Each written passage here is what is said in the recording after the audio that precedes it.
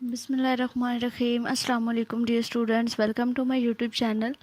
आज हम करेंगे MTH 633 ग्रुप थ्योरी का topic number 43। I hope so के पिछले टॉपिक्स आप सबको अच्छे तरीके से समझ आ गए होंगे। आज का जो हमारा टॉपिक है वो थोड़ा सा डिफरेंट है पिछले सारे टॉपिक से, तो स्टार्ट करते हैं। आज हमने पढ़ना है परम्यूटेशन ग्रुप्स। ग्रुप थ्योरी का एक मोस्ट इंपॉर्टेंट टॉपिक है परम्यूटेशन ग्रुप। तो आइए स्टार्ट करते हैं इसका इंट्रोडक्शन। सबसे पहले इसकी डेफिनेशन देखते हैं कि परम्यूटेशन होती क्या है। A permutation of a set A is a function from A to A, यानी कि एक परम्यूटेशन वो चीज़ होती है, एक ऐसा सेट होता है फंक्शन का जो कि A to A मैपिंग, यानी कि जो कोई फंक्शन आपको गिवन होगा उसकी खुद के ऊपर ही मैपिंग हो रही होगी और वो 1 to 1 भी होगा और ऑन टू फंक्शन भी होगा। यानी कि अगर आपको एक जो है वो फंक्शन दिया गया है 1 2 3 और साथ में जो B का फंक्शन है उसको भी A का नाम दिया गया है, तो उसमें भी 1 2 3 एलिमेंट है, तो वो एक दूसरे के ऊपर मैप हो रहे हैं अगर, तो इट्स मीन कि वो आपका 1 to 1 फंक्शन भी है और उसको आप क्या कहेंगे, वो आपका ऑन टू फंक्शन भी है। तो वो आपकी डेफिनेशन जो है वो किस में आ जाती है, परम्यूटेशन में आ जाती है, यानी कि इसमें एग्जैक्ट मैपिंग हो रही होती है। वो एक दूसरे के ऊपर मतलब सेम टू सेम इमेजेस भी हो सकती है, यानी कि 1 की 1 पे मैपिंग भी हो सकती है, या फिर जो मैपिंग है वो डिफरेंट भी हो सकती है। लाइक अगर जो है वो आपकी 1 की जो है वो 2 पे हो सकती है, 2 की 1 पे हो सकती है, देन 3 की 3 पे हो सकती है। ये भी आपकी परम्यूटेशन की एग्जांपल है। उसके अलावा अगर जो है वो देखा जाए तो ये आपकी जो है वो 2 से 1 भी हो सकती है, 1 से 3 भी हो सकती है एंड 3 से 2 भी हो सकती है। ये भी आपकी परम्यूटेशन की एग्जाम्पल है, ठीक है। तो ये ऐसे फंक्शन को आप 1 to 1 फंक्शन भी कहते हैं और ऑन टू फंक्शन भी कहते हैं। जो आपकी परम्यूटेशन जब आप बनाते हैं तो वो आपका 1 to 1 भी होना चाहिए एंड ऑन टू भी होना चाहिए। आई होप कि इसका कंसेप्ट आपको समझ आ गया होगा। आगे इसके एग्जांपल्स हैं वो देख लेते हैं। यहाँ पे कहता है लेट एरे नोटेशन, यानी कि एरे में हम किस तरीके से इसको डिनोट करते हैं। Let A is equal to 1 2 3 4 here are 2 permutation of A. यहाँ पे ए की जो है वो 2 परम्यूटेशन दी गई हैं। एक जो है वो उसको हम इस तरीके से लिख सकते हैं एक तो वही चीज़ आएगी जो कि आपको फंक्शन दिया गया है, उसके सारे एलिमेंट्स आपने लिखने हैं 1 2 3 4, और बाकी जो है उसको आप डिफरेंट तरीक़ों से जो है वो लिख सकते हैं 2 3 1 4, यानी कि उसकी रोटेशन आप किसी भी तरीके से उसकी इमेजेस जो हैं वो बना सकते हैं। यहाँ पे तो सिंपल जो एग्जांपल है। आगे जो है वो हम देखेंगे कि किस तरीके से हम जो है इसकी जो परम्यूटेशन है, जो इमेजेस है वो हम किस तरीके से लिखते हैं। यहाँ पे अल्फा और बीटा दो इन्होंने हमें दे दी हैं इसकी परम्यूटेशंस बना के 2 3 1 4 एंड 2 1 4 3। अब यहाँ पे कहता है कि अल्फा 2, अगर अल्फा 2 में देखा जाए तो यहाँ पे जो 2 है, 2 का इमेज आपके पास यहाँ पे क्या बन रहा है, 3 बन रहा है, तो that's why alpha 2 equal to क्या है, 3 है। देन उसके बाद यहाँ पे अल्फा 4 को देखा गया है, तो अल्फा 4 की इमेज यहाँ पे हमारे पास क्या बन रही है, अल्फ़ा की जो इमेज है वो इसके नीचे देखें तो वो आपके पास क्या बन रही है, 4 बन रही है, तो that's why alpha 4 is equal to 4 आ गया। देन आपने बीटा वाले अगर इधर हम आए तो बीटा 4 के नीचे हमारी क्या इमेज बन रही है, 3 बन रही है, तो that's why beta 4 equal to 3। And beta 1 को जब हमने देखा है तो बीटा 1 के नीचे हमारे पास क्या आ रहा है, 2 आ रहा है, इट्स मीन के बीटा 1 की इमेज हमारे पास क्या है, 2 है। उसके बाद बीटा अल्फ़ा 2, जब बीटा और अल्फ़ा दोनों को मल्टीप्लाई किया तो बीटा अल्फ़ा 2 और बीटा अल्फ़ा 3 ये दोनों की जो इमेजेस हैं और बीटा 3 इनके जो इमेजेस हैं वो क्या बनती हैं, सेम बनती है। ये इनको मल्टीप्लाई करना हम अपनी अगली एग्जांपल में देखते हैं कि हम दो परम्यूटेशंस को मल्टीप्लाई किस तरीके से करते हैं, वो कंसेप्ट आपको आगे समझ आ जाएगा। मतलब अगर हम पहले बीटा और अल्फ़ा को मल्टीप्लाई करें और उन दोनों के मल्टीप्लाई करने के बाद जो हमारे पास बीटा अल्फ़ा की जो 2 वाली परम्यूटेशन होगी, जैसे हमने यहाँ पे अल्फ़ा 2 देखा, तो जब बीटा अल्फ़ा 2 वाले को हम लेंगे तो उसका, और जहाँ पे जो बीटा 3 है इसकी परम्यूटेशन 4 है, तो इट्स मीन कि जो बीटा 2 होगा उसकी परम्यूटेशन भी हमारे पास जो है वो सेम आएगी। तो देखते हैं कि इनको आगे मल्टीप्लाई किस तरीके से हमने करना है। जब मल्टीप्लाई करने को हम कंपोजिशन इन एरे नोटेशन भी कहते हैं। तो मल्टीप्लाई करने के लिए पहले यहाँ पे क्या लिखा हुआ, बीटा अल्फ़ा, तो पहले हमने बीटा वाला जो हमारे पास था फंक्शन उसको हमने लिख लिया 1 2 3 4 एंड 2 1 4 3, एंड सेकंड में हमने क्या किया, अल्फ़ा वाला जो हमारा फंक्शन था 1 2 3 4 एंड 2 3 1 4, इसको हमने जो है वो यहाँ पे राइट कर लिया। अब मल्टीप्लाई करने के लिए हमने क्या करना होता है, पहले जो हमारे पास सेकेंड वाला फंक्शन होता है उसको हमने देखना होता है, और पहले अगर इसकी फर्स्ट टर्म को देखा जाए तो 1 और 2, उसके बाद जो इसका सेकंड वाला होगा ना जिसके ऊपर इमेज बन रही होगी, जो फर्स्ट वाला फंक्शन होगा उसमें हमने वो देखना है, और उसके नीचे जो इमेज बन रही होगी वो नेक्स्ट जो नया हमने एक फंक्शन बनाना होगा, नए एक नोटेशन बनानी होगी, उसमें उसका नीचे इमेज आएगी। यानी कि 1 की मैपिंग किस पे हो रही है, 2 पे हो रही है, और इधर से इस वाले में जब हम देखेंगे 2 की मैपिंग 1 पे हो रही है, तो यहाँ पे हमारे पास 1 आ जाएगा। जो फर्स्ट लाइन है वो सेम ही रहती है 1 2 3 4, जब मल्टीप्लाई हम करते हैं तो 1 2 3 4 ही रहेगा। फिर उसके बाद हमने आगे अगर आए तो अगला जो है उसमें हमने क्या देखा, 2 और 3। 3 की मैपिंग किस पे हो रही है, 4 पे हो रही है, तो यहाँ पे अब 2 के नीचे क्या आ जाएगा, 4 आ जाएगा। फिर इसी तरीके से जब हम आगे जाएंगे तो 3 की मैपिंग किस पे हो रही है, 1 पे। इधर से हमने 1 को देखा, 1 की मैपिंग 2 की हो रही है, तो 2 के नीचे जो है वो 3 के नीचे हमारे पास क्या आ जाएगा, 2 आ जाएगा। सेम इसी तरीके से यहाँ पे 4 की मैपिंग 4 पे हो रही है, तो इधर से हमने देखा 4 की मैपिंग किस पे हो रही है, 3 पे हो रही है, तो यहाँ पे जो है वो हमारे पास 4 के नीचे हमारा एलिमेंट 3 आ जाएगा। तो ये एलिमेंट्स जो हैं वो वही होते हैं जो हमारे पास जहाँ पे यूज़ हो रहे थे। ये देखिए 3 की मैपिंग 1 पे और 1 की 2 पे, तो यहाँ पे 2 आ गया। अगली जो हमारी स्लाइड है उसमें हमें दिखा रहे हैं 4 की मैपिंग 4 पे हो रही है, तो इधर से 4 की 3 की पे हो रही है, तो यहाँ पे हमारे पास क्या आ जाएगा, 3 आ जाएगा। एलिमेंट सेम वही होते हैं, जस्ट इनका जो है वो हमारे पास ऑर्डर चेंज हो जाता है जब इनको हम मल्टीप्लाई करते हैं। तो उसके बाद दोबारा से वही जो हमने अभी देखा है उसी को दोबारा से हमें यहाँ पे इन्होंने दिखा दिया कि 1 2 3 4 एंड 1 4 3 4 2 3, ये हमारे पास इसकी मैपिंग जो है वो आ जाती है जब हम इनको मल्टीप्लाई करें। तो उसके बाद हमारे पास एग्जांपल है परम्यूटेशन ग्रुप की। A permutation group of a set A is a set of permutation of A that form a group under function composition. के परम्यूटेशन ग्रुप क्या होता है, permutation group of a set A is a set of permutation के उन्हीं permutation का set होता है of A that form a group under the function composition. के फंक्शंस को मल्टीप्लाई करने के बाद, यानी कि फंक्शंस को जब हम मल्टीप्लाई करते हैं उसको हम कंपोजिशन भी कहते हैं। तो फंक्शन को मल्टीप्लाई करने के बाद जो एक नई चीज़ हमारे पास आती है उसको हम क्या कहते हैं, परम्यूटेशन का ग्रुप कहते हैं। यानी कि वो दो परम्यूटेशन को मल्टीप्लाई करके हम वो एक नया जो है वो ग्रुप बनाते हैं, तो दैट्स वाई इसको इसलिए कहा गया है। उसके बाद आगे देखें तो इसकी एग्जांपल है the set of all permutation on 1 2 3 is called the symmetric group on 3 letter. ठीक है, जो भी हमारे पास परम्यूटेशन होती है वो सारी परम्यूटेशंस क्या होती है, सिमेट्रिक होती हैं। और जितने यहाँ पे एलिमेंट्स आपको दिए जाएंगे इस सेट के अंदर, जैसे कि यहाँ पे 1 2 3 दिया गया, तो यहाँ पे आपके पास क्या आ जाएगा, S3 आ जाएगा।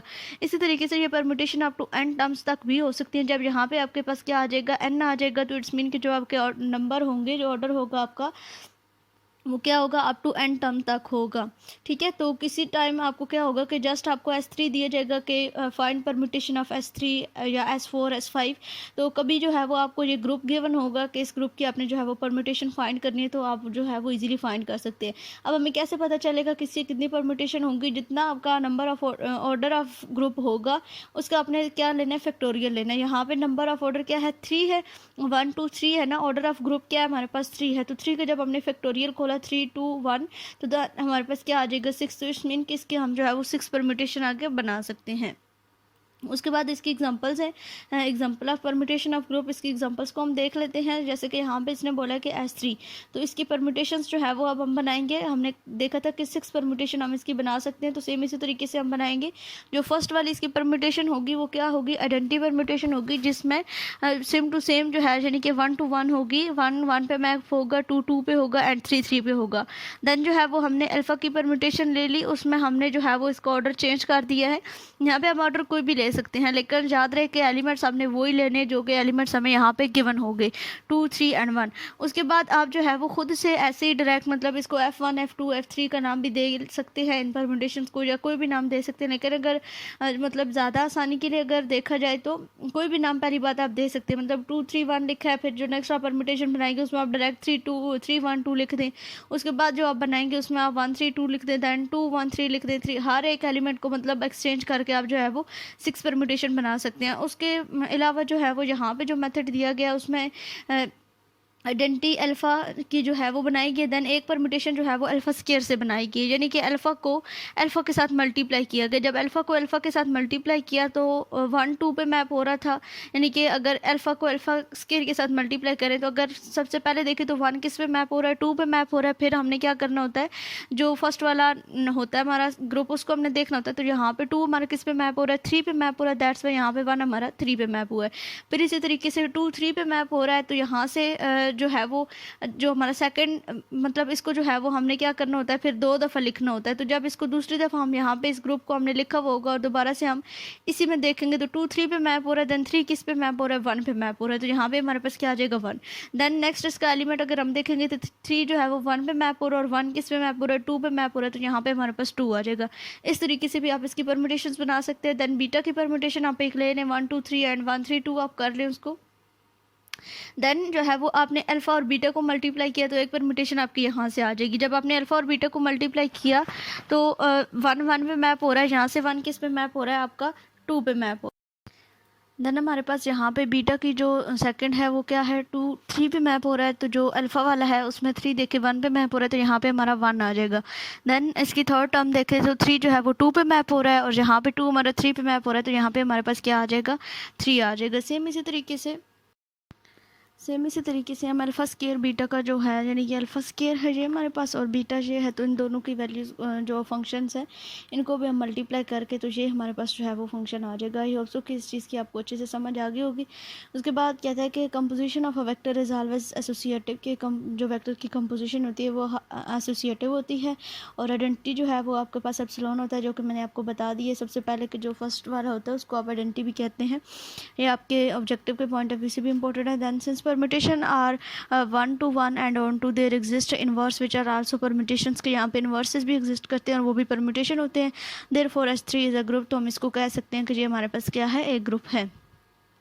उसके बाद आगे कहते हैं कि कंपोजिशन से इन S3 अब दोबारा से क्या किया, इसको क्यूब इसके जब लिए हैं, जब अल्फ़ा क्यूब लिया यानी कि जो अल्फ़ा स्केयर था उसके साथ अल्फ़ा को मल्टीप्लाई किया है, फिर सेम इस तरीके से 1 3 पे मैप हो रहा है, 3 1 पे हो रहा है, 2 1 पे हो रहा है, तो यहाँ पे 2 3 पे हो रहा है और सेम इस तरीके से 3 2 पे हो रहा है और 2 जो है वो हमारे पास यहाँ पे 3 पे मैप और 2 1 पे मैप हो रहा है एंड 1 2 पे हो रहा है, 3 2 पे मैप हो रहा है एंड 3 यहाँ पे 2 जो है वो 3 पे मैप हो रहा है, तो 1 2 3 ये हमारे पास आइडेंटिटी एलिमेंट ग्रुप के इक्वल जो है वो यहाँ पे आ जाएगा। फिर बीटा स्केयर जब लिए तो ये भी हमारे पास आइडेंटिटी के इक्वल आ गया। देन बीटा अल्फ़ा को जब मल्टीप्लाई किया तो वो हमारे पास अल्फ़ा स्केयर बीटा के इक्वल आ गया है। ठीक है, यानी कि वही टर्म आई है जो हमने अल्फ़ा स्केयर बीटा को मल्टीप्लाई किया तो हमारे पास आई थी। अब आगे देखें सिंप्लीफाइड कंप्यूटेशंस इन S3, यहाँ पे हमें एक कम्प्लेक्स जो है वो परम्यूटेशन दी गई है, प्रोडक्ट दिए गए परम्यूटेशंस का, उसको हमने सिंप्लीफाई कैसे किया है, alpha beta and alpha square beta ये हमें दिया गया था।